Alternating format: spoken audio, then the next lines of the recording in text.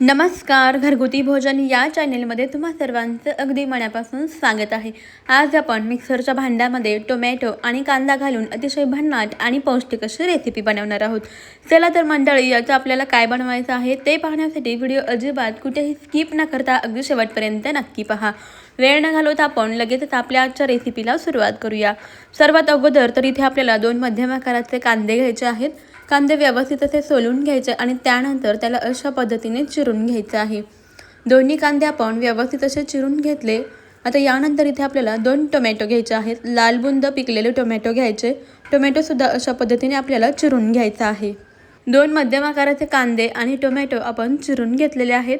आता आपल्याला इथे एक मिक्सरचं भांडं घ्यायचं आहे. यामध्ये चिरलेला टोमॅटो आणि कांदा घालूया. सोबतच यामध्ये आपल्याला आणखीन काही जिन्नस घालायचे आहेत, जसे की 4 ते 5 हिरव्या मिरच्या, 4 ते 5 लसणाच्या पाकळ्या, कोथिंबीर घालूया आणि आता याला झाकण लावून आपण हे मिक्सरला बारीकसर असं फिरवून घेऊया. पहा, या स्वरूपाची इथे आपण याची पेस्ट बनवून घेतलेली आहे. आता तयार झालेली टोमॅटोची पेस्ट आपण एका मिक्सिंग बाउलमध्ये काढून घेऊया. अशा स्वरूपाची इथे आपली ही पेस्ट तयार झालेली आहे. आता यामध्ये आपल्याला ज्वारीचं पीठ घालायचं आहे. इथे मी अर्धी वाटी चाळलेलं ज्वारीचं पीठ घेतलेलं आहे. आता थोडं थोडं करत यामध्ये ज्वारीचं पीठ घालायचे आणि व्यवस्थित असं मिक्स करून घ्यायचं आहे. यामध्ये आपण जरासुद्धा पाण्याचा वापर करणार नाही. जसं जसं लागेल तसं आपण यामध्ये ज्वारीचं पीठ घालून व्यवस्थित असं मिक्स करून घेऊया. तर पहा, यामध्ये ह्या पेस्टमध्ये जितकं पाण्याचं प्रमाण आहे त्यामध्ये हे पीठ अगदी व्यवस्थित भिजलं गेलेलं आहे. तर टोटल इथे आपण अर्धी वाटी ज्वारीचं पीठ यामध्ये मिक्स करून घेतलेलं आहे. पहा, अशा स्वरूपाचं हे मिश्रण झालेलं आहे. आता यामध्ये आपल्याला आणखीन 2 चमचे तांदळाचे पीठ घालायचं आहे, म्हणजेच पाव वाटी तांदळाचं पीठ घालायचं आहे आणि व्यवस्थित असं मिक्स करून घ्यायचं आहे. छान असं एकजीव करून घ्यायचं आहे. तर पहा, अशा स्वरूपाचं आपलं हे मिश्रण तयार होतं आहे.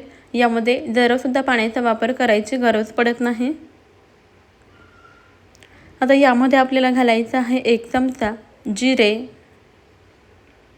थोडीशी हळद, त्यानंतर लाल तिखट घालूया आणि चवीनुसार मीठ घालायचं आहे. थोडासा ओवा यामध्ये घालूया आणि आता हे सर्व जिन्नस हाताने व्यवस्थित असे एकजीव करून घेऊया. छान असं मिक्स करून घेऊया. पहा, हे मिश्रण आपलं जास्त घट्टही नाही आणि जास्त पातळही नाही, अशा स्वरूपाचं तयार होतं आहे. यामध्ये आपल्याला थेंबभरसुद्धा पाणी वापरायची गरज पडत नाही. तर हा जो पदार्थ आहे ना, तो मी 2 व्यक्तींकरता बनवत आहे. तुम्हाला जर जास्त व्यक्तींकरता बनवायचं असेल तर इथे तुम्ही प्रमाण वाढवू शकता. टोमॅटो जास्त प्रमाणामध्ये घेऊ शकता. पहा, अशा स्वरूपाचं इथे आपण हे मिश्रण बनवून घेतलेलं आहे. याची कन्सिस्टन्सी तुम्ही पाहू शकता, या स्वरूपाची तयार झालेली आहे. आता लगेच इथे आपल्याला एक बटर पेपर घ्यायचा आहे. याला थोडंसं तेल लावून घेऊया आणि हाताला जरासं पाणी लावून घ्यायचं आहे. तयार केलेलं मिश्रण आपल्याला घ्यायचं आहे. या पेपरवरती ठेवून याला व्यवस्थित असं पसरवून घ्यायचं आहे, थापून घ्यायचं आहे. जास्त जाड नाही आणि जास्त पातळ नाही, जरा मध्यमस्तर स्वरूपाचं आपल्याला हे पसरवून घ्यायचं आहे. तुमच्याकडे जर बटर पेपर नसेल तर तुम्ही याला डायरेक्ट तव्यावरती असं पसरवून घेऊ शकता किंवा मग सुती रुमालावरती सुद्धा याला व्यवस्थित असं पसरवून याचं थालीपीठ बनवून घेऊ शकता.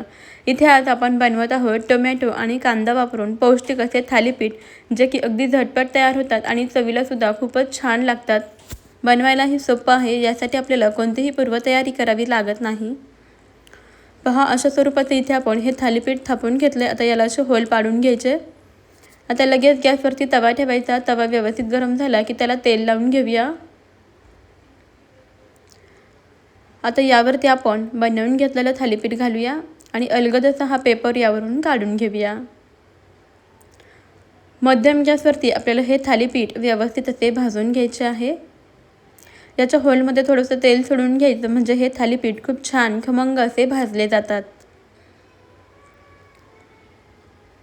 खालच्या बाजूने भाजले गेले. आता वरच्या बाजूने आपण यायला थोडंसं तेल लावून घेऊ आणि पलटी करून घेऊया. पाहू शकता, हे थालीपीठ खालच्या बाजूने अगदी व्यवस्थित असं भाजलं गेलेलं आहे. आता दुसऱ्या बाजूने सुद्धा आपण याला व्यवस्थित असं भाजून घेऊया. जितकं तुम्ही याला मध्यम गॅसवरती भाजून घ्याल ना, तितके हे थालीपीठ खूप छान खमंग असे भाजले जातात आणि चवीलासुद्धा खूपच भारी लागतात. पहा, हे थालीपीठ आपण दोन्ही बाजूनी व्यवस्थित असे भाजून घेतलेले आहे. आता याच पद्धतीने आपण उरलेले दुसरे थालीपीठसुद्धा बनवून घेऊया। तर मंडळी, तुम्हाला एक निवेदन आहे की तुम्ही आपला आजचा हा व्हिडिओ कोणत्या शहरातून किंवा मग कोणत्या गावातून पाहत आहात ते मला कमेंटमध्ये नक्की कळवा। म्हणजे मला सुद्धा समजेल की आपल्या घरगुती भोजनच्या अस्सल, युनिक आणि मराठमोळ्या पौष्टिक अशा रेसिपीज कुठपर्यंत पोहोचतात। पहा, इथे आपण दुसरं थालीपीठसुद्धा बनवून घेतलेलं आहे। आता याला होल पाडून घेऊया आणि तव्यावरती घालूया। इथे मी ना याला भाजण्याकरता तेलाचा वापर करते। हवं तर तुम्ही तूपसुद्धा वापरू शकता किंवा बटर वापरलं तरीसुद्धा चालेल। खायलाही हे अतिशय पौष्टिक आहे, अगदी कमीत कमी तेलामध्ये तयार होतात। जर तुम्ही डाएटवर वगैरे असाल तर अशा पद्धतीचे थालीपीठ नक्की बनवून पहा। खूपच हेल्दी आणि पौष्टिक आहे। तुम्ही लहान मुलांना टिफिनसाठी देऊ शकता किंवा संध्याकाळच्या छोट्या मोठ्या भुकेसाठी हे थालीपीठ नक्की बनवून पहा। अगदी झटपट तयार होतात। कोणत्याही पूर्वतयारीशिवाय आपले हे थालीपीठ घरामध्ये उपलब्ध असणाऱ्या साहित्यांमध्ये तयार होतात। मस्त असे इथे आपले टोमॅटोचे थालीपीठ तयार झालेले आहेत। पाहू शकता अगदी खमंग आणि रुचकर असे झालेले आहेत। तुम्ही सुद्धा अशा पद्धतीने टोमॅटोचे थालीपीठ एकदा बनवून पहा। ही रेसिपी तुम्हाला कशी वाटली मला कमेंटमध्ये जरूर कळवा। जरा सुद्धा आवडली असेल तर एक लाईक नक्की करा आणि आपल्या घरगुती भोजन अस्सल मराठमोळा चॅनलला जरूर सबस्क्राईब करा।